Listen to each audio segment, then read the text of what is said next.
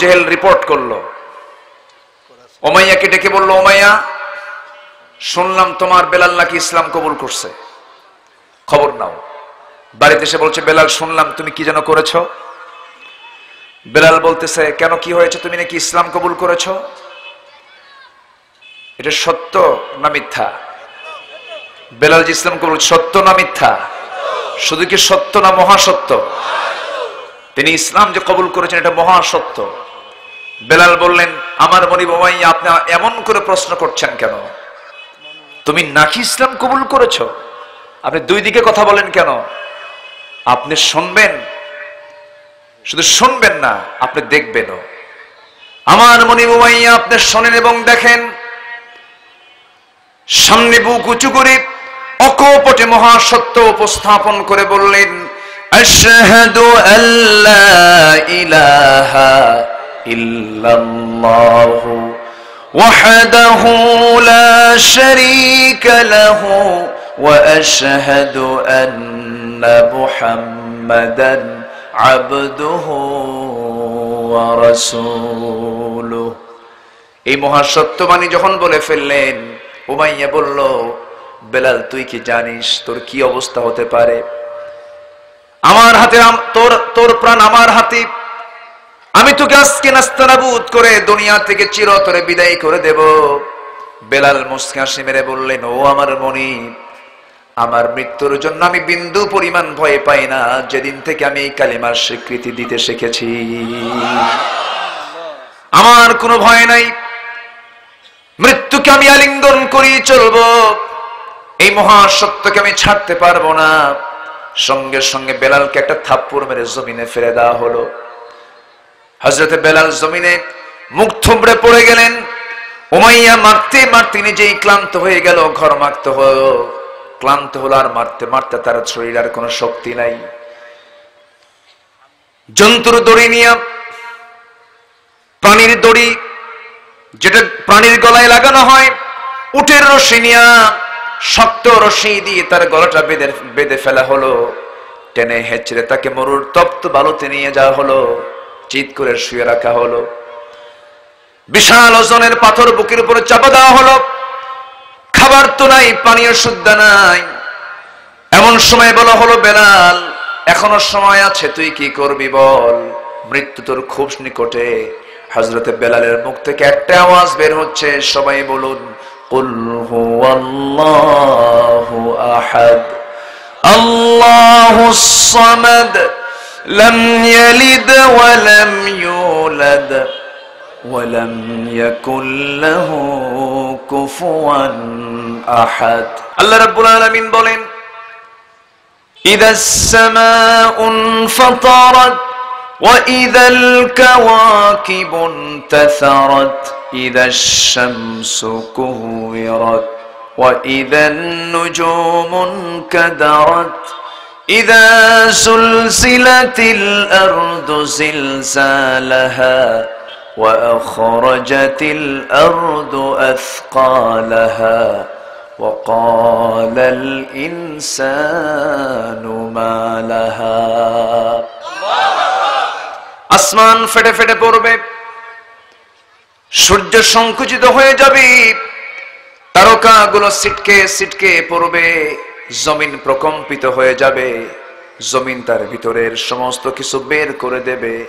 মানুষ বলবে, এত কিছু স্বপ্ন তৈরি করলাম, সমস্ত স্বপ্ন তো আজকে সব মাটির সঙ্গে মিশে গেল,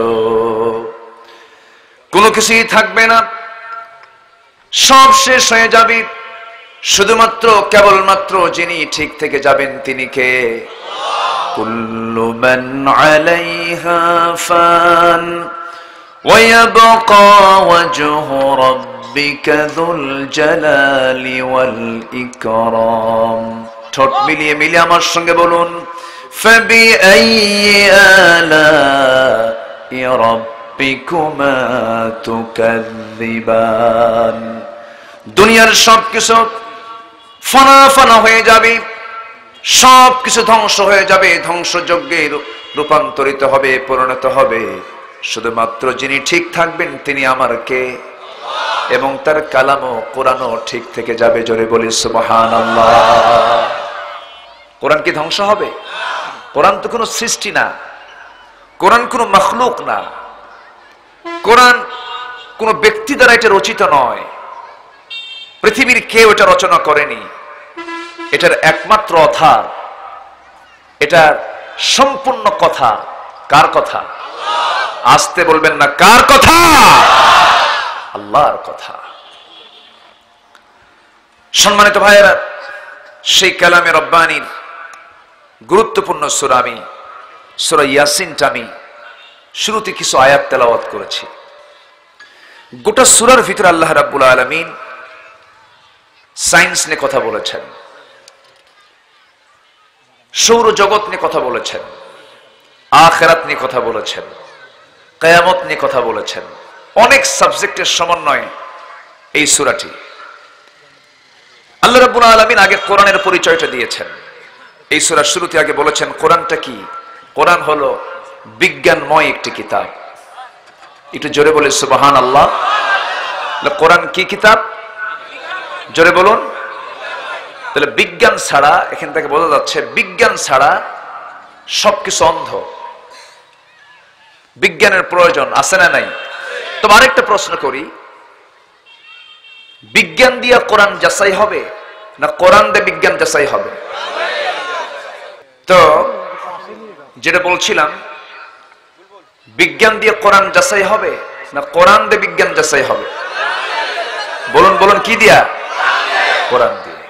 বিজ্ঞানের থিওরি অপরিবর্তনীয় না পরিবর্তনীয়? হ্যাঁ, বিজ্ঞান কি পরিবর্তন হয়? বিজ্ঞানের থিওরির ভিতরে পরিবর্তন আছে না নাই? কোরআন এর কোনো পরিবর্তন আছে? যা ছিল তাই আছে, কিয়ামত পর্যন্ত তাই থাকবে। এটা কখনো নির্মূল হবে না। এবং ভাগ্যিস বিজ্ঞান এসেছিল বলে কোরআনটা চেনা আরো বান্দার জন্য সহজ হয়ে গেছে। জোরে বলি সুবহানাল্লাহ। আগে বলতে হুজুররা গল্প করে আমল নামা ডান হাতে দেবে আর বাম হাতে দেবে। এত বড় খাতা, এতগুলো খাতা নিয়ে হাসরের ময়দানে উঠবে কেমনে বান্দারা? এগুলো প্রশ্ন করতে আজগুবি। এখন সব সত্যের রূপ নিয়েছে। গোটা পৃথিবীর বায়োডাটা, একটা মানুষের লাইফ স্টাইল ছোট্ট একটা চিপ, একটা মেমোরি কার্ডের মধ্যে তুলে দেওয়া সম্ভব কিনা বলেন? আমল নামা ডানে অথবা বামে। এরকম করে অনেক কিছু ইজি করে দিয়েছে আজকে বিজ্ঞান। তবে এটা মাথায় ভাববো যে বিজ্ঞান ভুল করতে পারে, গবেষণায় ভুল আসতে পারে, কিন্তু কোরআনের কোনো ভুল কেউ প্রমাণ করতে পারবে? ইয়াসিন, এই সমস্ত আয়াতের অর্থ আমরা কেউ জানি না। মূলত আল্লাহু আ'লাম, এটা কে জানেন? আল্লাহ জানেন। এটা একটা চ্যালেঞ্জ। এটা কি চ্যালেঞ্জ? এত ভাষাবিদ দেখেন না, কিছু কিছু লোক আছে, মানুষ বাংলা ভাষাভাষী কিন্তু ইংলিশ ছাড়া কথা কয় না। কে তো ইংলিশ কও কোনো, সরি, কথা বোঝেন নাই। মানে একটু ভাষা বেশি জানলে এটা প্রাউড নিয়ে আসে। এত ভাষাভাষী মানুষ, পৃথিবীর কত ভাষাবিদ আছে, আল্লাহ পাক সমস্ত ভাষাবিদের মুখে তালা মেরে বলে দিলেন, এই যে আয়াতগুলো দিলাম এগুলোর অর্থ বের করো। পৃথিবীর কেউ বের করতে পারেনি, পারবেও না। জোরে বলে সুবহানাল্লাহ। এগুলোর রহস্য কার জানা? আল্লাহর জানা। এগুলো হলো আয়াতে মুতাশাবিহাত, হুরুফে মুকাত্তাআত, বিচ্ছিন্ন কিছু বর্ণমালা দিয়ে সমস্ত আয়াত আল্লাহ রাব্বুল আলামিন রচনা করেছেন। সূরা বাকারার শুরুতে আছে আলিফ লাম মিম, আনকাবুতে আছে আলিফ লাম রা, এরকম করে হামিম তাহা কফ কাফ হা ইয়া আইন সাদ। এই সমস্ত আয়াতের পৃথিবীর কোনো মানুষ অর্থ বের করতে পারবে না। বড় একটা চ্যালেঞ্জ দিয়ে বললেন শোনো। এরপর আমি আরেকটা বিষয়ে তোমাদেরকে জানিয়ে দিচ্ছি, সেটা হলো কোরআন কিন্তু শুধু সাধারণ কোনো ধর্মীয় গ্রন্থ নয়, কোরআন হচ্ছে একটা বিজ্ঞানময় কিতাব। জোরে বলি সুবহানাল্লাহ।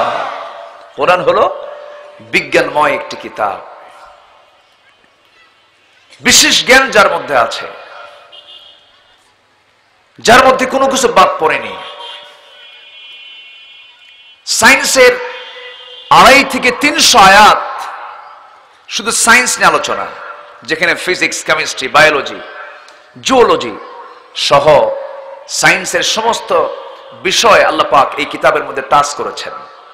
আবার শুধু আমি বলতে পারবো না যে এটা ফিজিক্সের কিতাব, এটাও বলা মুশকিল। আবার শুধু বলতে পারবা না ইতিহাসের কিতাব, তাও বলা মুশকিল। এটা এমন একটা কিতাব যা পৃথিবীর সমস্ত জ্ঞানের মূল নির্যাস আল্লাহ পাক এর মধ্যে রেখে দিয়েছেন। সম্মানিত ভাইয়েরা, আজকে বিজ্ঞানের যে চরম উৎকর্ষ সাধন হয়েছে, চরম উৎকর্ষ সাধনের পিছনে সমস্ত তথ্যগুলো যে পেয়েছে তারা, সব তথ্যগুলোর মূল উৎস হলো কোরআন। কোরআন থেকে চুরি করেছে। কারণ এখন বিজ্ঞান কিছু কিছু বিষয় আবিষ্কার করেছে, যেরকম আবিষ্কার করেছে চাঁদের নিজস্ব কোনো আলো নেই। এটা কি আজ থেকে 300 বছর আগের লোক জানতো না? চাঁদের নিজস্ব কোনো আলো নেই, এটা কিন্তু জানতো না। অথচ আল্লাহ রাব্বুল আলামিন কোরআন নাযিল করেছেন কত আগে? কত বছর আগে বলেন? 1500 বছর আগে। আল্লাহ রাব্বুল আলামিন বলেন, তাবারাকাল্লাযী জাআলা ফিস সামাই বুরুজান ওয়া জাআলা ফিহা সিরাজান ওয়া কমারান মুনীরা। জোরে বলি আল্লাহু আকবার। অতীব সেই মহান সত্তা তিনি, যিনি আকাশে রেখেছেন কি এমন কিছু গ্রহসমূহ রেখে দিয়েছেন, তাতে রয়েছে সূর্য, প্রদীপ রয়েছে এবং আলো বিকিরণকারী চাঁদ আছে। মানে চাঁদের নিজস্ব কোন আলো নেই, চাঁদ অন্যের আলোতে আলোকিত হয়। এই যে আলো বিকিরণকারী চাঁদ আছে, এই যে তথ্যটা ওয়াসিরাজাও ওয়া কমারাম মুনীরা, এই তথ্যটা কোরআন কত আগে দিয়ে দিল? 300 বছর 200 বছর আগে এই তথ্যটা যদিও আমরা পেয়েছি, কিন্তু এই তথ্যটা আমরা পেলাম মূলত কোন কিতাব থেকে পেয়েছি? তারা এটা আবিষ্কার করেছে যারা কোরআন থেকে চুরি করে এই থিওরিটা বসিয়ে দিয়েছে। সুবহানাল্লাহ বলবেন না? সব কোরআন থেকে ধার করে নেওয়া। আমি আজকে যদি ওয়াল কোরআনিল হাকিম এর উপরে যদি একটা আলোচনা করতে যাই, আমার মোটামুটি 7 থেকে 8 ঘন্টা সময় লাগবে। লাগতে থাক, লাগুক। জোরে বলি ইনশাআল্লাহ। এবছর না হলেও তো অন্য সময় যদি সুযোগ হয় বলতে পারবো তো, তাই না? সম্মানিত ভাইয়েরা, সম্মানিত উপস্থিতি, এরপরে আমরা বহুল আলোচিত একটা বিষয় আমরা জানি, সেটা হলো চন্দ্র সূর্য, পৃথিবী ঘোরে না সূর্য ঘোরে, সূর্য ঘোরে না পৃথিবী ঘোরে। এটা নিয়ে একটা জল্পনা কল্পনা আছে না নাই? আসতে বলবেন না, আছে না নাই? একবার প্রমাণ হলো পৃথিবী না সূর্য ঘোরে, আবার বললো না সূর্য না পৃথিবী ঘোরে। এখন ওদের মাথায় ঘোরে, ওদের থিওরির পরিবর্তনের শেষ নাই। আমি দিনের বেলা এই সাবজেক্টে কেন নিয়েছি? দিনের বেলা কারো মাথায় ঘুম নাই, এখন একটু বুঝতে সহজ হবে, এই জন্য একটু কঠিন সাবজেক্ট আমি নিয়েছি আজকে। হয়তো এই আলোচনার মধ্যে একটু রস কম পাবেন, কিন্তু একটু বোঝার দরকার আছে। আমরা ভাববো না ইউরোপ আমেরিকার সমস্ত জ্ঞান বিজ্ঞানের মূল উৎস না। সমস্ত জ্ঞান বিজ্ঞানের যে সূত্র, এই বিজ্ঞানের সূত্রে প্রাথমিক অবদান হলো মুসলমানদের। আলহামদুলিল্লাহ বলেন। মুসলমানরা প্রথম এই অবদানটা রেখেছে। কিন্তু মুসলমান যখন তাদের কর্তৃত্ব, তাদের ক্ষমতা, তাদের স্থায়িত্ব, তাদের মুলুকিয়াত, তাদের রাজত্ব যখনই হাতছাড়া করে ফেলেছে, সেই সময় সব কিছু দখলে চলে গেছে ওদের হাতে। ওদের হাতে সব এগুলো চলে গেছে। রসায়ন নিয়ে যদি আপনি কথা বলেন, রসায়নের জনক বলা হয় জাবির ইবনে হাইয়ানকে। ভূগোলবিদের নাম যদি আসে, বেরুনির নামটা নিতে হবে। আধুনিক চিকিৎসা বিজ্ঞান নিয়ে আপনি যদি কথা বলেন, অবশ্যই চলে আসবে ইবনে সিনার নামটা। ঠিক কিনা? আচ্ছা, হৃদযন্ত্র চলাচলের আবিষ্কারক বলা হয় ইবনুন নাফিসকে। বীজগণিত যেটা অ্যালজেব্রা যেটা, এই বীজগণিত এটার জনক হলো আল খারজমি। আচ্ছা, পদার্থ বিজ্ঞানে শূন্যের অবস্থান নির্ণয়কারী সেই ব্যক্তি হচ্ছে কোনো অন্য ধর্মের না, আল ফারাবি। আচ্ছা, এরপরে আলোক বিজ্ঞানের জনক, আলোক যে বিজ্ঞান, এটা নিয়ে যে গবেষণা হয়েছে, এই আলোক বিজ্ঞানের জনক হলো ইবনে আল হাইসাম। টলেমির যে মতবাদ ভ্রান্ত প্রমাণকারী, টলেমি যে মতবাদ দিয়েছিল, ভ্রান্ত প্রমাণকারী হচ্ছে আল বাত্তানি।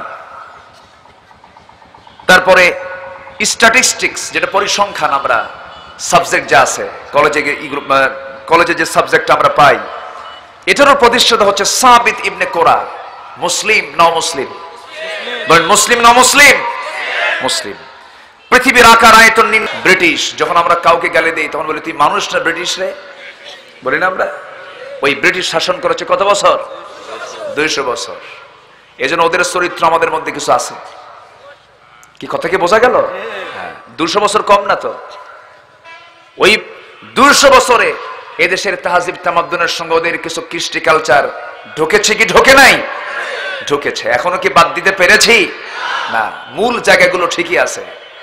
আইন, কানুন, আদালত, এজলাস সবগুলো কাদের নিয়মে চলে? ব্রিটিশ। কি কথা কি বোঝা যায়? আচ্ছা, তো 180 বছর, প্রায় 200 বছর ক্ষমতার মসনদে তারা ছিল। তারা ক্ষমতা দখল করলো কার কাছ থেকে? সর্বশেষ এদেশের এই ভূখণ্ডের শেষ নবাব ছিলেন কে?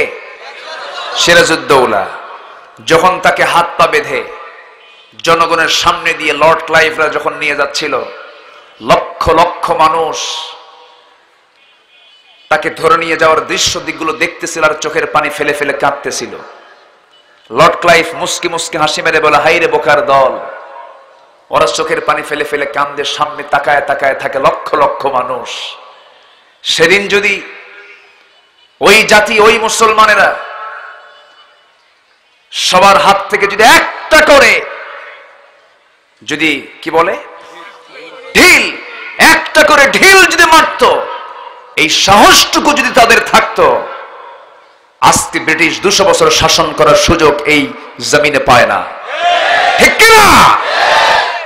এই চুপ থাকার রেকর্ড আজকে আমাদের এখন না, আগের থেকে আমরা চুপই থাকি, কথা আমরা বলি না। কেন? কি যেন একটা ভয় আমাদের কাজ করে, কি যেন একটা ভীতি কাজ করে আমাদের ভিতরে না। আল্লাহ বলছেন, কথা যদি ঠিক মতো বলতে পারো, তুমি কি জানো তোমার সমস্ত ভুল আমলগুলো আমি সংশোধন করে দেব। এটা কি আমার কথা না আল্লাহর কথা? আল্লাহর কথা। আল্লাহ রাব্বুল আলামিন বলছেন, শোনো, ঈমানদার কথা বলবে এক জবানে, মুনাফিক কথা বলবে 2 জবানে।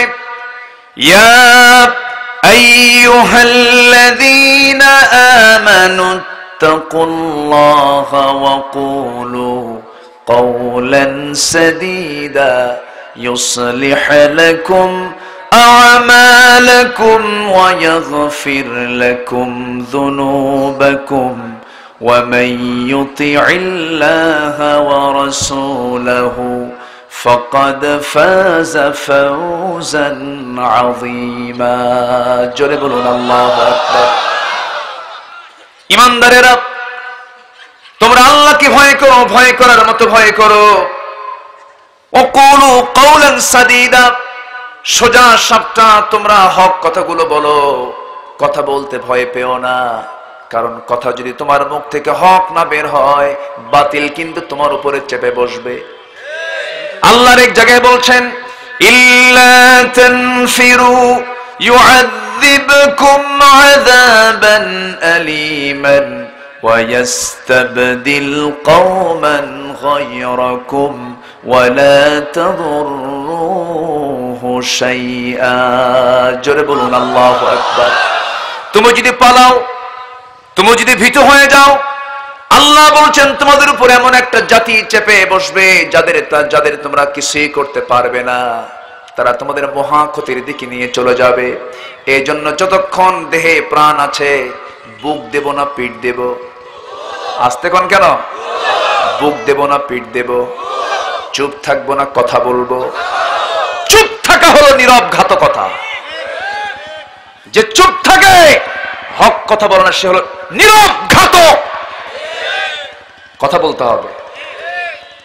আজকে যদি এই জাতি যদি কথা বলতো, প্রত্যেকটি 16 কোটি মানুষের মুখ থেকে যদি আজকে হক কথা বের হতো, কোন জালিম কোন বেয়াদবরা সমাজে স্থান পেত না।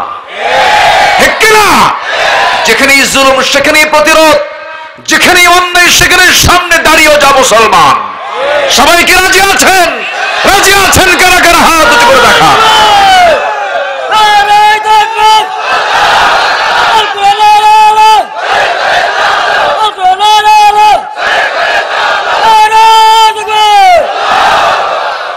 আল্লাহ সবার হাতকে কবুল করুন। জোরে বলি আমিন। কষ্ট পাচ্ছেন? বেলাল কি কথা বলতে ভয় পেয়েছিলেন? বেলাল কথা বলতে ভয় পেয়েছিলেন?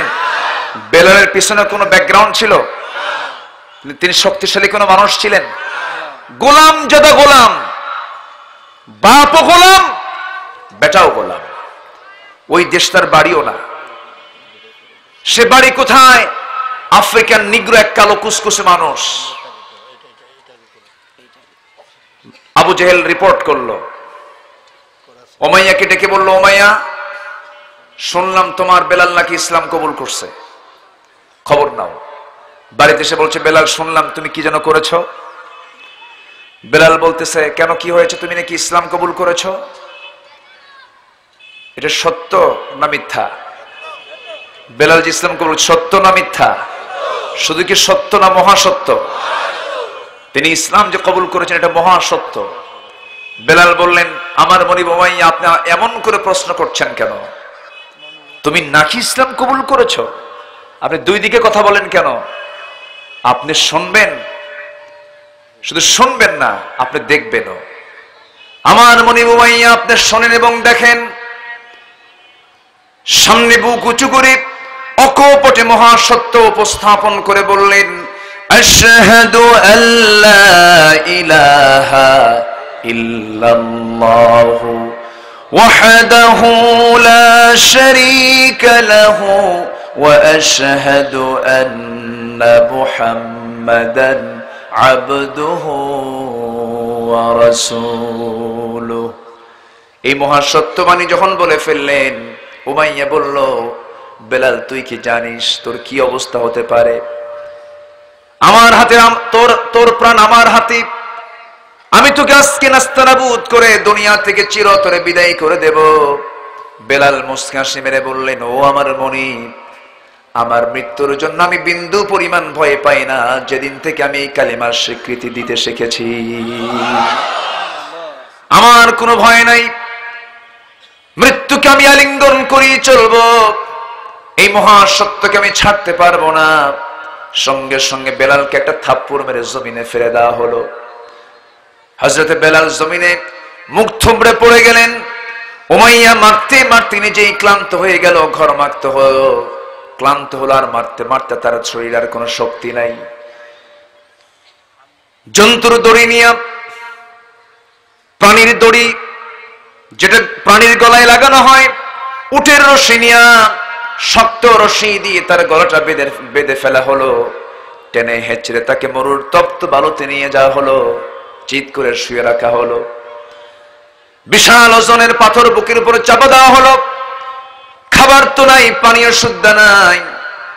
এমন সময় বলা হলো, বেলাল এখনো সময় আছে, তুই কি করবি বল, মৃত্যু তোর খুব নিকটে। হযরতে বেলালের মুখ থেকে একটা আওয়াজ বের হচ্ছে, সবাই বলুন, কুল হুয়াল্লাহু আহাদ আল্লাহুস সামাদ লাম ইয়ালিদ ওয়া লাম ইউলাদ ওয়া লাম ইয়াকুল লাহু কুফুয়ান আহাদ। এই সূরাটা যখন বারবার পড়ছিলেন, এই সূরা পড়ার সঙ্গে সঙ্গে বেলালের এই আওয়াজ শোনার সঙ্গে সঙ্গে উমাইয়ার মেজাজ আরো দ্বিগুণ দ্বিগুণ ডাবল হয়ে গেল। এক পর্যায়ে সে বুকের উপরে বসে তার বাম হাতটা বেলালের মুখের ভিতরে ঢুকায় দিয়া টান মেরে তার জিহ্বা বাইরে টেনে বের করে বাবলা গাছের কাঁটা, শক্ত কাঁটা তার জিহ্বার মধ্যে ঢুকায় দিল। ঢোকা দিয়ে ফিঙ্কি দিয়ে যখন রক্ত বের হওয়া শুরু হয়ে গেল, বেলাল এখন তুই আল্লাহর জিকির করবি কেমনে? জিহ্বা তো অচল করে রেখেছি। সঙ্গে সঙ্গে বেলাল নখটা উঁচু করে, শাহাদাত আঙ্গুল উঁচু করে বলছো, মাইয়া আমার জিহ্বা বন্ধ করলে হবে কি, আমার আল্লাহর নাম আমার দিলের মধ্যে আমি অঙ্কন করে নিয়েছি। وَأَمَّا مَنْ خَافَ مَقَامَ رَبِّهِ وَنَهَى النَّفْسَ عَنِ الْهَوَى فَإِنَّ الْجَنَّةَ هِيَ الْمَأْوَى। যার দিলের মাকামে আল্লাহর ভয়টা জাগ্রত হয়ে যাবে, তার ঠিকানা হয়ে যাবে জান্নাতে মাওয়া। এই জন্য আমাদের দিলের মধ্যে আমরা ভয় রাখবো কার? ভয়ের বাসা বাঁধবো কার? আল্লাহর ভয়টা যখন আমাদের বাসা বাঁধা হয়ে যাবে আমাদের দিলের মধ্যে, পৃথিবীর কোনো ভয় সেই জায়গায় স্থান করতে পারবে না। আমার দিলের মধ্যে একমাত্র ভয় স্থান পাবে কার? আল্লাহর ভয়টা স্থান পেয়ে যাবে, আল্লাহর হুকুমগুলো আমার স্থান পেয়ে যাবে। শয়তানের ওয়াসওয়াসা যখন আসতে নেবে, আল্লাহ রাব্বুল আলামিন তাও শিখিয়ে দিয়েছেন। বান্দা এই সূরাটা পড়বি, যারা পারেন সঙ্গে পড়ুন। কুল আউযু বিরাব্বিন নাস মালিকিন নাস ইলাহিন নাস মিন শাররিল ওয়াসওয়াসিল খান্নাস আল্লাযী ইউওয়াসওয়িসু ফি সুদুরিন নাস মিনাল জিন্নাতি ওয়ান নাস। ওয়াসওয়াসা দেওয়ার জন্য শয়তান আছে না নাই? মনে হয় ঘাসিয়ারা নাই, শ্রীপুর নাই, মাগুরায় নাই, মানুষ আছে যেখানে শয়তানের ওয়াসওয়াসা আছে সেখানে। শয়তান তো মারাত্মক সিরিয়াস দিন, ও জান্নাতেও ঢুকছে, ঢোকে নাই? আমার বাপ ছিলেন জান্নাতি, আমার মাকে নিয়ে থাকলেন, দুজন মিলে জান্নাতের মধ্যে থাকলেন। সেই জান্নাতের মধ্যে শয়তান ঢুকে ফাওয়াসওয়াসা লাহুমা, দুজন কি ওয়াসওয়াসা দিয়ে ফেলল, নিষিদ্ধ বৃক্ষের নিকটে নিয়ে চলে গেল। জান্নাতের টিকতে পারলেন না। জান্নাত থেকে আল্লাহ রাব্বুল আলামিন বলছেন, আমার আদম হাওয়া ও আমার গোলামেরা, তোমরা দুইজন এই জান্নাতের মধ্যে থাকতে পারবে না, দুনিয়াতে চলে যাও। কুলনা হাবিতু মিনহা جميعا فإما يأتينكم مني هدى فمن تبع هدايا فلا خوف عليهم ولا هم يحزنون। জোরে বলুন আল্লাহু আকবার। আদম হাওয়া তোমরা দুনিয়াতে চলে যাও, আমার পক্ষ থেকে কোনো হেদায়েতের কিতাব চলে গেলে সেই কিতাবের যারা ইত্তেবা করবে তাদের কোনো ভয় নাই, তাদের কোনো চিন্তা নাই। ওই যে কিতাব আল্লাহ রাব্বুল আলামিন পাঠানো শুরু করলেন, আমার নবীর কাছে কি দিয়েছেন? আসতে বলেন, আমার নবীর কাছে কি দিয়েছেন? কোরআন। কোরআন যখন চলে আসছে, আগের সমস্ত কিতাবের হুকুমগুলো রহিত হয়ে গেছে। আজ থেকে 20 বছর আগের মোবাইল আর এখনকার মোবাইল কি একরকম না? একটু ভিন্ন রকম, ভিন্ন রকম। আগে শুধু এক সাইজের মোবাইলই ছিল, বাটন টিপে টিপে ফোন দেওয়া লাগতো। কিন্তু এই ফোনেও কথা চলে, এই ফোনেও কথা চলে, কিন্তু এই ফোনটা আপডেট হয়ে আসছে। কেউ কি 20,000 টাকা দিয়ে ওই ফোন কিনবে নাকি? কিনবে না। কোরআন যখন নাজিল হয়ে গেছে, এর সঙ্গে কিছু কিছু বিষয় অ্যাড হয়ে গেছে। আগের সমস্ত বিষয় তো আছেই, এই বিষয়টা আল্লাহ রাব্বুল আলামিন কিছু অ্যাড করে দিয়েছেন। যেমন পর্দার বিধান আগে ছিল না, লোকজন ছিল কম, আল্লাহ রাব্বুল আলামিন পর্দাকে অ্যাড করেছেন উম্মতে মুহাম্মাদের জন্য। পর্দার বিধান ঠিকই ছিল, কিন্তু এমন বিধান ছিল না। কারা কারা হারাম, কারা কারা হালাল, সর্বশেষ আল্লাহ রাব্বুল আলামিন এটা সিলেকশন দিয়েছেন, নির্দিষ্ট করে দিয়েছেন। এরপরে এই পৃথিবীর প্রথম মানুষ আদম হাওয়া যখন দুনিয়াতে আসলেন, সেই সময় ভাই বোনে বিয়ে হয়েছে। এখন কি ভাই বোন বিয়ে হবে নাকি? আসতে কোন ভাই বোন বিয়ে হবে? হবে না আমার ভাইয়েরা। কিন্তু মূল বক্তব্য কিন্তু দুই রকম ছিল না। ওই তাওরাত, ওই ইনজিল, ওই জাবুর সহ আদমের কাছ থেকে আমার নবী পর্যন্ত যত কিতাব এসেছে, সমস্ত কিতাবের মূল বক্তব্য একটাই, সেটা হলো ওয়ালাকাদ বা'আসনা ফি কুল্লি উম্মাতির রাসূলান আন ই'বুদুল্লাহা ওয়াজতানিবুত তাগুত। জোরে বলি আল্লাহু আকবার। সমস্ত পয়গম্বরদের দাওয়াত ছিল একটাই, তোমরা কেবলমাত্র শুধুমাত্র ইবাদত করবে কার? আসতে বলবেন না কার? এক জায়গায় না সব জায়গায়? ইসলামের নখ কাটার বিধান আছে না নাই? রাষ্ট্রের বিধান নাই? আমার দেশে কিছু আলেম আছে, কিছু আলেম ওলামাও আছে। আমার নবীজি রাষ্ট্রনায়ক ছিলেন, আমার নবীজি দেশ শাসন করেছেন, আমার নবীজি ফৌজদারি দণ্ডবিধি কার্যকর করেছেন, আমার নবীজি চুরির বিধান নিশ্চিত করেছেন, আমার নবীজি ডাকাতের শাস্তি হুকুম দিয়েছেন। আমার রাসূল যে সমরনেতা ছিলেন, রাষ্ট্রনেতা ছিলেন, এই সমস্ত কথা বলতে তাদের মানসিক দুর্বলতা কাজ করে। কিছু কিছু আলেম ওলামা আছে না নাই? কথা বলতে তারা ভয় পায়, না এগুলো বলা যাবে না, এগুলো আলাদা ফাংশন না। যতক্ষণ পর্যন্ত আমাদের এই দোদুল্যমান অবস্থা আমরা না ছাড়তে পারবো, বাতিল শক্তির দ্বারা আমাদেরকে আক্রান্ত হতেই হবে, হতেই হবে, হতেই হবে, ঠিক কিনা? আমার নবীজি নাগরিক হয়ে থাকবেন আর আবু জেহেল রাষ্ট্র চালাবে, এটা কি হয়? আসতে বলেন কেন? এটা কি হয়? আবু জেহেল দেশ চালাবে আর রাসূল নাগরিক হয়ে থাকবেন, এটা কি হতে পারে? সম্মানিত ভাইয়েরা, কথা অনেক আছে, আস্তে আস্তে করে বলছি। রাসূল কি ছিলেন একটু পরে আসতেছে, রাসূলের সাবজেক্টটাও আসতেছে। ওয়াল কোরআনিল হাকিম, কোরআন হলো বিজ্ঞানময় একটি কিতাব। জোরে বলি সুবহানাল্লাহ। কোরআন তো এমন একটি কিতাব, কোরআনকে সর্বশ্রেষ্ঠ কিতাব বললে ভুল হবে। কোরআনকে আপনি যদি সর্বশ্রেষ্ঠ কিতাব বলেন তাহলে ভুল হবে। এটা হয়তো অনেকে চিন্তা করছেন, হুজুর আপনি এটা কি বললেন, কোরআন তো সর্বশ্রেষ্ঠই না। কোরআনকে আপনি অন্য কিতাবের সঙ্গে তুলনা করবেন কেন? এই কিতাবকে আপনি অন্য কিতাবের সঙ্গে তুলনা করাই তো ঠিক না। সর্বশ্রেষ্ঠ মানে কি? সবার মধ্যে শ্রেষ্ঠ। তাহলে সবার মধ্যে মানে কি? সবগুলো কিতাব আছে, এর মধ্যে শ্রেষ্ঠ হলো কোরআন না। কোরআন সর্বশ্রেষ্ঠ বলার দরকার নাই, কোরআনই একমাত্র কিতাব, ঠিক কিনা? একমাত্র, অনলি ওয়ান বুক হচ্ছে কোরআন, অনলি ওয়ান বুক। পৃথিবীতে এই কিতাবের সঙ্গে সমকক্ষতা রাখতে পারে এমন কোন কিতাব পৃথিবীতে দ্বিতীয়টা, আসতে বলে দ্বিতীয়টা নাই। ঠিক এমনই ভাবে ইসলাম সর্বশ্রেষ্ঠ বলার কি দরকার? ইসলামকে আমরা সর্বশ্রেষ্ঠ বলবো না।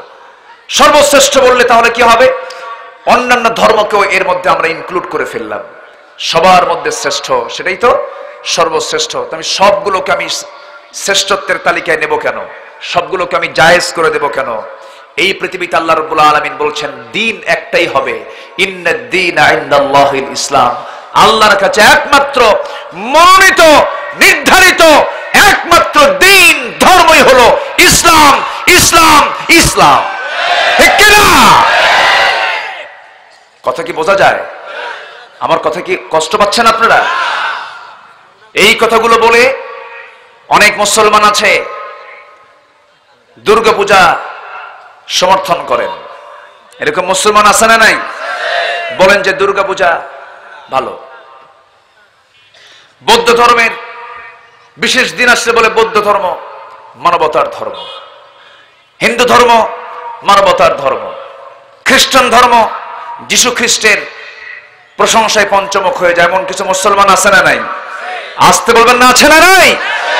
আমি অন্য কোন ধর্মকে নিয়ে নেগেটিভও বলবো না, পজিটিভও বলবো না। নেগেটিভ বলতে মানা করেছেন মুহাম্মদ সাল্লাল্লাহু, আবার পজিটিভ বলতে মানা করেছেন মুহাম্মদ সাল্লাল্লাহু। কোন ধর্ম নিয়ে আমার নেগেটিভ পজিটিভ কোনো কথা বলা যাবে না, শুধুমাত্র আমার কথা বলতে হবে ইসলাম নিয়ে, ইসলাম নিয়ে, ইসলাম নিয়ে। কারণ একমাত্র দিন কি? ইন্নাদ দীনা ইনদাল্লাহিল ইসলাম। কষ্ট হচ্ছে আপনাদের? আমি কিন্তু অন্য কোনো ধর্মকে কটাক্ষ করছি না, ভুল বুঝবেন না। আবার এখানে প্রিন্টিং স্যাটেলাইট মিডিয়া আছে, অনেকগুলো ক্যামেরা এখানে এসেছে, ভুল করে কাটিং কুটিং করে প্যাঁচ লাগায় দিবেন না। হ্যাঁ, এগুলো খুব মারাত্মক জিনিস। কিন্তু ইসলাম সর্বশ্রেষ্ঠ ধর্ম না, শুধু এইটুকু শব্দ দিয়ে যদি একটু মেরে দেন তাহলে তো আমার কালকের থেকে দেশে থাকা কঠিন। কি কথা বোঝেন না আপনারা?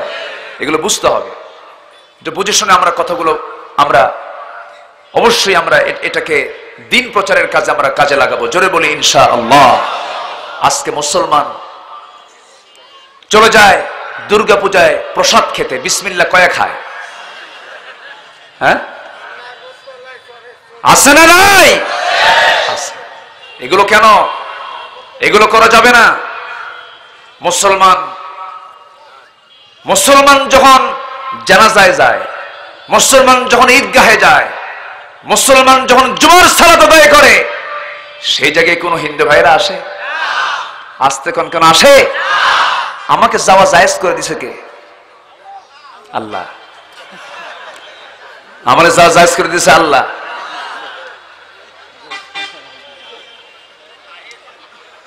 কষ্ট হচ্ছে আপনাদের? আমার ভাষাগুলো বোঝা যায় কি? এত সুন্দর মানুষ, দিনের বেলা কত কর্মব্যস্ত মানুষ, আর দিনের বেলা সব কাজ ফেলে বসে আছে জান্নাতের বাগানে। আলহামদুলিল্লাহ, জোরে বলি আলহামদুলিল্লাহ। তাহলে কোরআন কি সাধারণ কোন বই? একটা বিজ্ঞানময় বই বলা যাবে, এতে কোনো সন্দেহ? ইয়াসিন ওয়াল কুরআনিল হাকিম। বিজ্ঞান বলল সূর্য না পৃথিবী ঘোরে, পৃথিবী না সূর্য ঘোরে। এখন দেখি ওদের মাথায় ঘোরে। কোরআন সূরা ইয়াসিনের মধ্যে আল্লাহ রাব্বুল আলামিন বলছেন, লাশ-শামসু ইয়ানবাগি লাহা আন তুদরিকাল কমারা ওয়ালাল লাইলু সাবিকুন নাহার ওয়া কুল্লুন ফি ফালাকি ইয়াসবাহুন। জোরে বলুন আল্লাহু আকবার। সূর্যের ক্ষমতা নাই চন্দ্রকে টপকিয়ে যেতে পারে, চন্দ্রেরও ক্ষমতা নাই সূর্যকে টপকিয়ে যেতে পারে।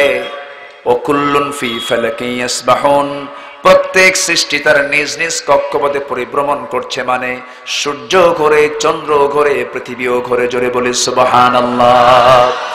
আল্লাহর এক জায়গায় বলছেন, হুয়াল্লাযী খালাকাল লাইলা ওয়ান নাহার ওয়াশ-শামসা ওয়াল কমার কুল্লুন ফি ফালাকি ইয়াসবাহুন। জোরে বলি আল্লাহু আকবার। কত সুন্দর স্পষ্ট কথা, কত আগে আল্লাহ জানিয়ে দিলেন, ও বান্দা, সব তোর জন্য আমি ওপেন করে দিয়েছি। বান্দা, এই কিতাবটা তুমি ফলো করো, গবেষক হয়ে যাও। আল্লাহ রাব্বুল আলামিন বলেন, আফালা ইয়াতাদাব্বারুনাল কুরআন আম আলা কুলুবিন আকফালুহা। মানুষের কি হলো? কোরআন নিয়ে তারা গবেষণা করে না, তাদের অন্তর কি তালাবদ্ধ, তালামারা আছে নাকি? তারা কেন গবেষণা করে না? গবেষক হতে বলছেন কে? আসতে বলবেন না, গবেষক হতে বলছেন কে? আমরা গবেষণা করব আল্লাহর কালাম। জোরে বলি ইনশাআল্লাহ, আরো জোরে বলি ইনশাআল্লাহ। আমার ভাইয়েরা, আমার বন্ধুগণ, এই যে নখগুলো দেখতেছেন, এই নখগুলো আল্লাহ রাব্বুল আলামিন বানিয়ে দিয়েছেন। হাতের 5টা আঙ্গুল ফিঙ্গারপ্রিন্ট দিয়েছেন আল্লাহ রাব্বুল আলামিন। এই যে ফিঙ্গারপ্রিন্ট, আজকে 100-150 বছর আগের থেকে হয়তোবা ফিঙ্গারপ্রিন্টের চালুটা আছে, হয়তো বিজ্ঞান আবিষ্কার করতে পেরেছে, কিন্তু এই ফিঙ্গারপ্রিন্ট আঙ্গুলের ছাপটা আজকে থেকে 1500 বছর আগে আল্লাহ রাসূলকে আল্লাহ রাব্বুল আলামিন জানায়া দিলেন। আল্লাহ রাব্বুল আলামিন বলেন, আয়াহসাবুল ইনসানু আল্লান নাজমা'a 'ইযামাহু বালা কাদিরিনা আলা আন নুসাওয়িয়া বানানা। বান্দারে, তুমি মনে করো আমি তোমাকে একত্রিত করে আবার পুনরুত্থিত করতে পারবো না? তুমি কি জানো না আমি আল্লাহ এমন রব, তোমার নখের অগ্রভাগকে আমি আল্লাহ স্বতন্ত্র করে বানিয়ে দিয়েছি। তোমার নখের আঙ্গুলের সঙ্গে পৃথিবীর কোন নখের আঙ্গুল মিলবে না। জোরে বলি সুবহানাল্লাহ। চিন্তা করা যায় কত আগের কথা আল্লাহ পাক এগুলো জানিয়ে দিয়েছেন। আজকে ইমিগ্রেশন সব অচল হয়ে পড়ে থাকতো যদি সব নখ একরকম থাকতো। ইমিগ্রেশন থাকতোই না, সব নখ এক, সলিমুদ্দি কুলিমুদ্দি সব সমান, জমি দলিল নাই। কি কথা বোঝেন নাই? জমি দলিল হতো না। আল্লাহ পাক নখগুলোকে স্বতন্ত্র করতে, শুধু নখ না, চোখও ভিন্ন, চোখটাও ভিন্ন, চোখ আই প্রিন্ট। মেয়েরা মুখ বন্ধ রেখে চলতে পারবে, তাদের মুখ খুলে তাদের চেনার দরকার নাই। অনেকে বলে যে ইসলাম কি আধুনিক না, একটা মানুষের মুখ বন্ধ রাখলে মানুষকে চেনা যায় না, সমস্যা। কিন্তু না, মানুষকে চেনার দরকার নাই, মানুষের চোখটাই এনাফ। চোখের প্রিন্ট দেখলেই তার সবকিছু দেখা হয়ে যাচ্ছে। আল্লাহু আকবার বলে। কত ফতুয়া আমার ইসলামের বিরুদ্ধে, বোঝেন না? এখন আই প্রিন্ট হলেই এনাফ। চোখের আই প্রিন্ট নিয়ে নিল, ব্যাস এটা অমুকের চোখ। একটা চোখের সঙ্গে আরেকটা চোখের মিল নাই, একটা নখের সঙ্গে আরেকটা নখের মিল নাই। জিব্বার সঙ্গে জিব্বার ভিতরে যে সাপ আছে, এই জিব্বার সাপের সঙ্গে অন্য কোনো জিব্বার সাপের কোনো মিল নাই। একটু আস্তে কর সুবহানাল্লাহ, আর জোরে বলি সুবহানাল্লাহ। চামড়ার সঙ্গে চামড়ার মিল নাই, চামড়ার সঙ্গে চামড়ার মিল নাই। বাবার চামড়া দিয়ে ছেলের চামড়া দিয়ে কাজ হবে না, বাবা দিয়ে ছেলের হবে না, ছেলে দিয়ে বাবার হবে না। অ্যাক্সিডেন্ট করেছেন, গালের গোশত উঠে গেছে, এখন এই জায়গায় কিছু গোশত বসাতে হবে, সার্জারি হবে, অপারেশন হবে, মিলাইয়ে দেবে, গোশত উঠে গেছে অ্যাক্সিডেন্টে। এখন এই গোশত এবং এই চামড়া কোন জায়গা থেকে আমদানি করবেন? বাবার কাছ থেকে, ছেলের কাছ থেকে, অন্য সলিমুদ্দির কাছ থেকে, কারো থেকে এটা ম্যাচিং হবে না। আল্লাহ পাক এক্সট্রা করে ইনসাইডে, বডির ইনসাইডে আল্লাহ পাক কিছু এক্সট্রা গোশত চামড়া রেখে দিয়েছেন। একটু আস্তে করেন সুবহানাল্লাহ। সেই জায়গায় অপারেশন করে সেখান থেকে নিয়ে এখানে লাগায় দিয়ে সার্জারি করলে হয়ে যায়। তাহলে কে দিলেন? আসতে বলবেন না, কে দিলেন? কণ্ঠ, কণ্ঠের সঙ্গে কণ্ঠের মিল আছে? পৃথিবীর কোন মানুষের কণ্ঠের সঙ্গে কোন কণ্ঠের মিল আছে? যদি মিল হয়ে যেত, যদি মিল হতো, রাত ৩টার দিকে আপনার বাড়িতে গিয়ে বলতো সখিনা দরজা খুলো তো, কি কথা কি বোঝেন নাই? সুবিধা না অসুবিধা? অসুবিধা হতো। কি আল্লাহ পাক কি দিয়েছেন, কণ্ঠ দিয়ে কথা বলা মাত্রই ধরা খেয়ে যাবে। এটা তো সলিমুদ্দিন, এটা কলিমুদ্দিন। কার ফয়সালা? নিপুণ সৃষ্টি কারিগর কে? আল্লাহ বলছেন, বান্দা এত সূক্ষ্ম করে তোকে বানিয়েছি, হিসাবও নেব সূক্ষ্ম করে, ভালো করে আমল কর। আমরা গোলামি করব কার? ইন্নাকা লামিনাল মুরসালিন, আপনি হচ্ছেন রাসূলদের অন্তর্ভুক্ত। আমার রাসূল কি প্রথম নবী না শেষ নবী? প্রথম নবী না শেষ নবী? মাহফিলে অনেক বক্তা থাকে, যিনি শেষে আসেন তিনি কি প্রথম? তিনি কি প্রথম না তিনি শেষ? বলেন তিনি না, তিনি যদিও শেষ মেহমান, কিন্তু মূলত তিনি কি প্রথম। আমার রাসূল এসেছেন সবার শেষে, আসলে কি তিনি শেষ না তিনি সর্বপ্রথম? তিনি প্রথম, তিনি প্রথম, তিনি শ্রেষ্ঠ। জোরে বলে সুবহানাল্লাহ। হাসরের চিত্র হবে ভয়াবহ, হাসরের চিত্র হবে ভয়াবহ। সেই মহা ভয়াবহর দিনে মানুষ ঘামের সাগরে হাবুডুবু খাবে, সূর্য সংকুচিত হয়ে মাথার উপরে চলে আসবে, বিচারের জন্য অস্থির হয়ে যাবে, কেউ কাউকে চিনবে না। আম্মা জান আয়েশা বলেন, ইয়া রাসূলুল্লাহ, আপনি বললেন সেদিন মানুষ উলঙ্গ হয়ে উঠবে, মানুষ একজনের সামনে আরেকজন উলঙ্গ হয়ে থাকবে কেমনে? রাসূল বলেন, আয়েশা, একজন আরেকজনের দিকে যে তাকাবে এই সময়টা মানুষের থাকবে না। আল্লাহু আকবার বলেন। সেই মহাদিন সবার সামনে আসে না নাই? সেই দিন কেউ টেনশন থেকে মুক্ত থাকবে না। মানুষ বিচারের জন্য পাগল হয়ে আমাদের আব্বাজানের কাছে চলে যাবে। আদম আলাইহিস সালাতু ওয়াস সালামকে বলা হবে, আপনি একটু বলুন বিচার কাজ যেন শুরু হয়ে যায়। তিনি বলেন, পারবো না। কেন? জান্নাতে আমিও নিষিদ্ধ গাছের কাছে গেছিলাম, আমি আল্লাহকে বলি কেমনে? বলতে পারবো না। তোমরা ইব্রাহিমের কাছে যাও। তিনি বলবেন, পারবো না। কেন? দুনিয়াতে আমি 3টে হিকমতপূর্ণ মিথ্যা কথা বলেছিলাম, আমি আল্লাহকে বলতে পারবো না। চলে যাও মুসার কাছে, উনিও বলবেন পারবো না। চলে যাও ঈসার কাছে, তিনিও বলবেন পারবো না। সবাই মিলে এসে দেখবে আমার নবীজি মাকামে মাহমুদের সেজদার মধ্যে পড়ে থাকবে। সবাই এসে রাসূলের কাছে ধারণা দেবে, আমার নবীজি সেজদা থেকে মাথা উঠাবেন না। আমার আল্লাহর সঙ্গে সঙ্গে বলবেন, আমার হাবিব সেজদা থেকে মাথা উঠান, আপনি আজকে যার সুপারিশ করবেন তার সুপারিশ আমি আল্লাহ গ্রহণ করে নেব। আমার নবীজি মাকামে মাহমুদ থেকে তিনি উঠে দাঁড়াবেন। নবীজি বলেন, সাহাবীরা, কাল হাসরের ময়দানে তোমরা যদি আমাকে কোথাও না পাও, 3 জায়গার যে কোনো একটা জায়গায় তোমরা আমাকে পাবে।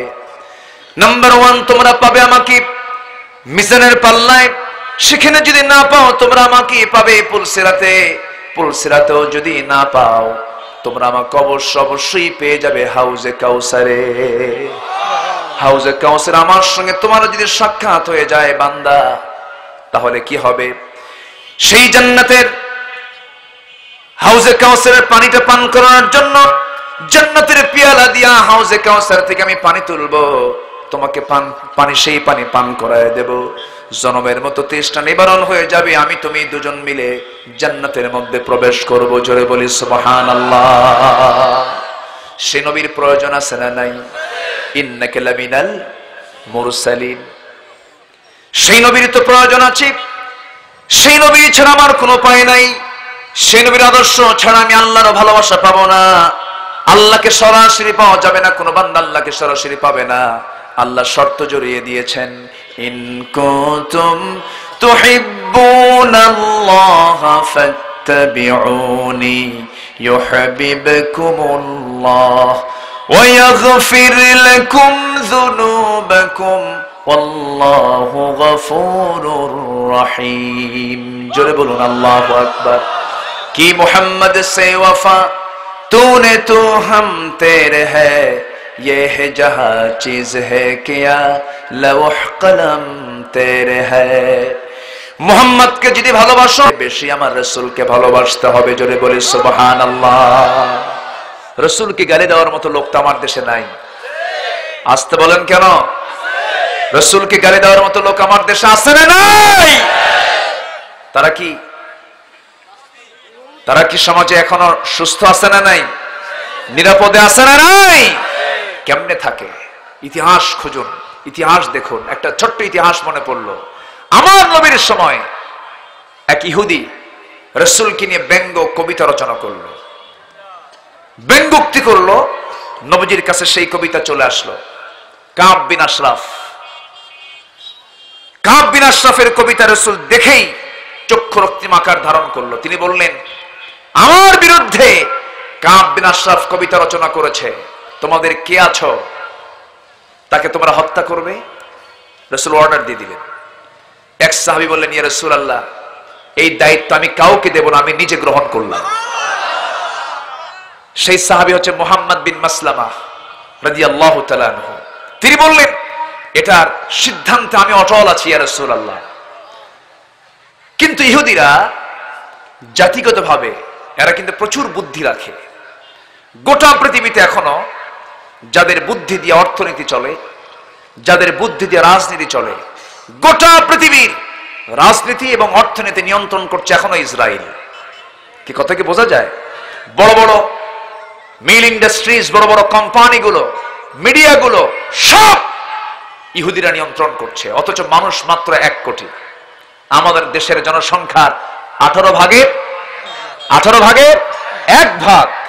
মাত্র পৃথিবীতে ওদের জনসংখ্যা মাত্র 1 কোটি।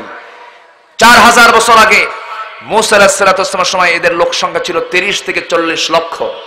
4000 বছর আগে যদি 40 লাখ লোক থাকে, আজকে তাদের 1 কোটি পরে নাই। মানে কুত্তার মতো হয় অনেকগুলো, কিন্তু একটাও বাঁচে না। কথা বোঝেন নাই? এরকম অভিশপ্ত একটা জাতি। তো ইহুদি তারা এতটাই অগ্রগামী, অ্যাডভান্স। 1 কোটি ইহুদির ভিতরে 45 লক্ষই তারা বিজ্ঞানী। আর মুসলমানদের অবস্থা কি? প্রতি 10 লক্ষে মাত্র 156 জন চিকিৎসক, গবেষক এগুলো আছে। 156 জন। খ্রিস্টান সহ গোটা পৃথিবীতে আছে অন্যান্য ধর্মের প্রতি 10 লাখে, জাপান বলেন, কোরিয়া বলেন, 4 থেকে 5 হাজার তাদের গবেষক, চিকিৎসক এগুলো আছে। তাহলে মুসলমান এখনো এগিয়ে না পিছিয়ে? এগিয়ে না পিছিয়ে? পিছিয়ে। এখন ইহুদিরা সমস্ত প্রযুক্তি, উন্নত প্রযুক্তিগুলো ইহুদিরাই কন্ট্রোল করছে, সবকিছু নিয়ন্ত্রণ তারা করছে। অথচ সব হাতে ছিল মুসলমানের। সব হাতে ছিল কাদের? মুসলমানের। আমরা তো মোটামুটি গবেষণা ভালোই করতেছে। মুসলমান কি গবেষণা? গবেষণা হলো ফরজ নামাজের পরে মোনাজাত করব কিনা। আমাদের গবেষণা ভালো আছে না মোটামুটি? আমাদের গবেষণা হলো রাসূল নূরের তৈরি না মাটির তৈরি। আমাদের গবেষণা হলো তারাবি নামাজ 1 রাকাত না 3 রাকাত। আমাদের গবেষণা হলো আর কি? আমি নাস্তিক হব না, জোরে কব। হাত কোথায় বাঁধবো? নাভিতে বাঁধবো না বুকে বাঁধবো? এক মুফতি ফতোয়া দেয় নাভিতে হাত বাঁধা হারাম, আরেক মুফতি ফতোয়া দেয় বুকে হাত বাঁধা হারাম। তাহলে হারাম কয়টা হলো? 2 জায়গায় তো হারাম হলো। বুকেও হারাম, নাভিতেও হারাম। সলিমুদ্দি এখন বাঁধবে কোথায়? সলিমুদ্দি আর বোঝে না। সলিমুদ্দি এখন নিয়ত আল্লাহু আকবার বলে 2 জায়গা যখন হারাম শুনছে, বুকেও হারাম, নাভিতেও হারাম, আল্লাহু আকবার কপালে। কোথায় নিছে? কপালে। তাহলে ফতুয়ার কারণে আমাদের হাত কোথায় গেছে? কপালে। আমাদের গবেষণা নাই, আমরা এগুলো নিয়ে ব্যস্ত হয়ে পড়েছি। আমরা এত নিচু হয়েছি আজ, আমরা টুপি দেখে সালাম দেই। টুপির সঙ্গে যদি টুপি মেলে, ভাবে যে এটা আমার গ্রুপ, একে সালাম দেওয়া যাবে। দাড়ি ছোট দেখলে পরে ভাবি এটা ফাসেক। দাড়ি নাই কাফের তো বলা যায় না, বলে যে তো মুনাফিক মার্কা মানুষ, মুখে দাড়ি নাই। তুমি তোমার মুখের দাড়ি নিয়ে কি করেছো? তোমার পোশাক নিয়ে তুমি কি করেছো? পৃথিবীতে এমনও লোক আছে যাদের বাহ্যিক সুরতটা যদি অপছন্দনীয়, ভূমিকাটা হলো ওমরের মতো। আছে না নাই? চলে যান তুরস্কের প্রেসিডেন্টের দিকে, এরদোয়ানের দিকে চলে যান। এরদোয়ানের নাম শুনলে আমেরিকা, ইউরোপ চিন্তায় মশগুল হয় না, এটা তো কঠিন মাল। আল্লাহু আকবার বলেন। আমরা এগিয়ে যাব সামনের দিকে, সকল দ্বন্দ্ব ভেদাভেদ ভুলে। জোরে বলি ইনশাআল্লাহ, জোরে বলি ইনশাআল্লাহ। আমার বন্ধুগণ, রাসূলকে নিয়ে ব্যঙ্গোক্তি যখন করলো, রাসূল বললেন ওকে যেখানে পাবে সেখানে হত্যা করবে। কিন্তু ইহুদি তো খুব কঠিন, ওদের গোয়েন্দা সংস্থা এখনো শক্তিশালী, তখনও শক্তিশালী, এখনো যেমন শক্তিশালী তখনও শক্তিশালী। সেই ইহুদি গোয়েন্দা সংস্থা কাব বিন আশরাফকে পাহারা দিচ্ছে। রাসূল যে ঘোষণা দিয়েছেন, পাহারা দিচ্ছে, ধরা যায় না। মুহাম্মদ বিন মাসলামা খুব কুশলী হলেন, নবীর কাছে এসে বললেন, ইয়া রাসূলুল্লাহ, আমি কয়েকদিন আপনাকে একটু গালিগালাজ দেব, আমি আপনাকে অনুমতি নিচ্ছি, আপনি যদি আমাকে অনুমতি দেন আমি কয়েকদিন আপনার বিরুদ্ধে কিছু কথা বলবো, আমি আপনাকে গালিগালাজ দেব, আপনি কিচ্ছু বলবেন না। যাও, আমি তোমাকে কয়েকদিনের জন্য পারমিশন দিলাম, যাও। আল্লাহু আকবার বলবেন না? মুসলমানদের কূটনীতি হওয়ার দরকার আছে না নাই? আসতে বলবেন না, আছে না নাই? কয়েকদিন নবীর বিরুদ্ধে মুহাম্মদ বিন মাসলামার মুখ থেকে কিছু কথা বের হলো। কাব বিন আশরাফ ইহুদি নেতা মনে মনে চিন্তা করলো, যাক আমার গ্রুপেও কিছু লোক বের হইছে, তাকে অফার করতেছে।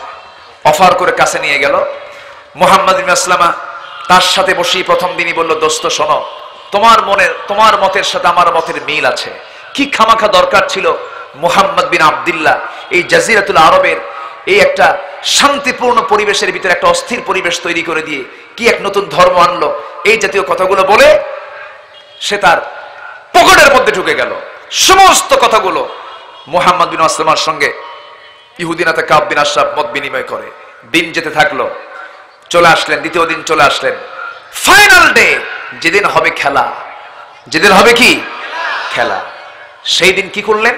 মুহাম্মদ বিন মাসলামা তার সমস্ত সাহাবীদের, মুসলিম ভাইদেরকে সাথে নিয়ে আসলেন।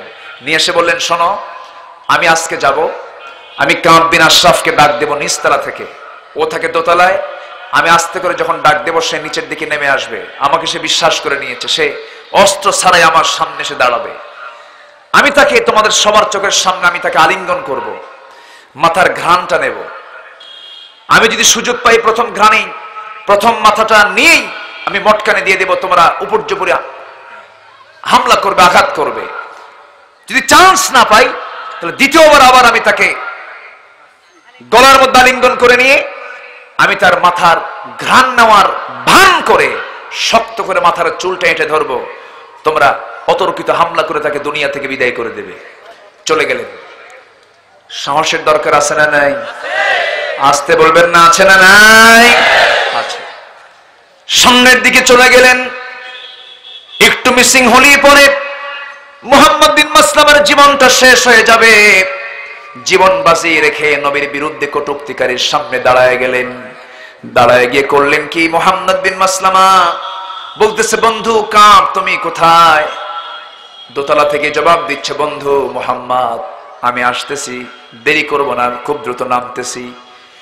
স্ত্রী ঘর থেকে কাব বিন আশরাফকে বলতেছে, আমার স্বামী কাব, নিচ থেকে যে লোকটা তোমাকে ডাকি, আমার যতটুকু অনুভূতি কাজ করতেছে তার ডাকের মধ্যে খুনের গন্ধ পাচ্ছি। চিন্তা করছেন? বউটা টের পেয়ে গেছে, বলতেছে, কাব ও আমার স্ত্রী, তুমি কি মনে করো মুহাম্মদ বিন মাসলামা তো আমার কাছের মানুষ, আমার বন্ধু মানুষ, সে আমার কোনো ক্ষতি করতে পারবে না, সে আমার কোনো ক্ষতি করবে না। এরপরে সে রওনা দিয়েছে। নিচতলায় যখন তার সামনে গিয়ে দাঁড়িয়েছে, মুহাম্মদ বিন মাসলামা ইহুদি কবি, ইহুদি নেতা কাব বিন আশরাফকে বুকের মধ্যে আলিঙ্গন করে নিয়ে মাথার ঘ্রাণ নিতে লাগলেন।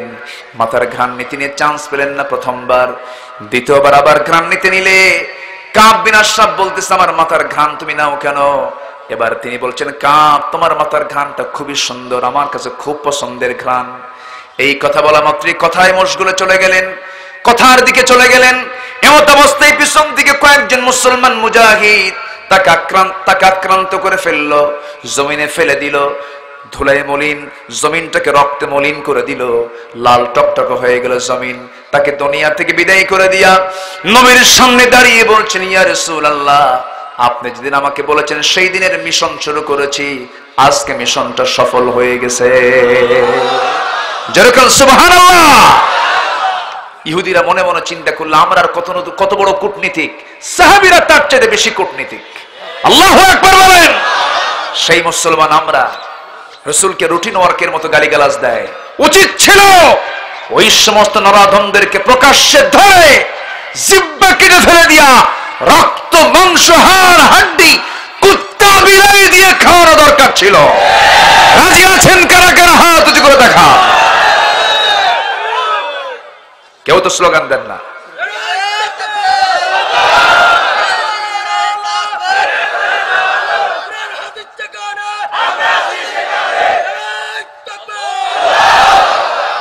আল্লাহ সবার হাতকে কবুল করুন। জোরে বলে আমিন, আরো জোরে আমিন। হাত নামান। শেষ করে দেব, আলোচনা চালাবো। ওঠে কেন? ওই যে কিসের 1 নম্বর 2 নম্বর? দিনের বেলা আবার কিসের এগুলো? বসছেন কিছুক্ষণ আগে, বসুন সবাই। খুবই সুন্দর মানুষ আপনারা, বলি আলহামদুলিল্লাহ। জোরে বলি আলহামদুলিল্লাহ। সম্মানিত ভাইয়েরা, আজকে আমরা এখানে এসেছি, দুটো বড় হুকুম ছিল। ফজরের নামাজ সবাই পড়েছি, জোহর পড়েছি, আসর পড়বেন? রাজি আছেন তো? আসর পড়া আগে দরকার না ওয়াজ আগে দরকার? আসরের দরকার আছে না নাই? বলে আসছেন, আজান হবে না তো? না, ও মহিলারা আসছে, অনেক মহিলারা আসছে, মা বোনরা আসছে মাহফিলে। কই? পাশে আছে। বলি আলহামদুলিল্লাহ। জোরে বলি আলহামদুলিল্লাহ। মাদের হাতে কি আজকে গোলাপ ফুল আছে? আজকে যে কত কত নারীর ইজ্জত যে যাবে আজকে। এই দিন তারাই পালন করে যারা চরিত্রহীন লম্পট, তারাই। ঠিক কিনা? টিভি খুললেই ভাষার মাস, মাতৃভাষা। টিভি খুললে কি? মাতৃভাষা। আর ফেসবুক খুললেই ভালোবাসা। এখন আমি এই মাসকে লক্ষ্য করে বলি, ফেব্রুয়ারি তুমি আসলে কার? মাতৃভাষার না ভালোবাসার? ঠিক কিনা?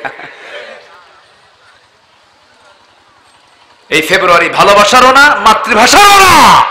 এই মাসটা হলো কারও না। মাসটা কার?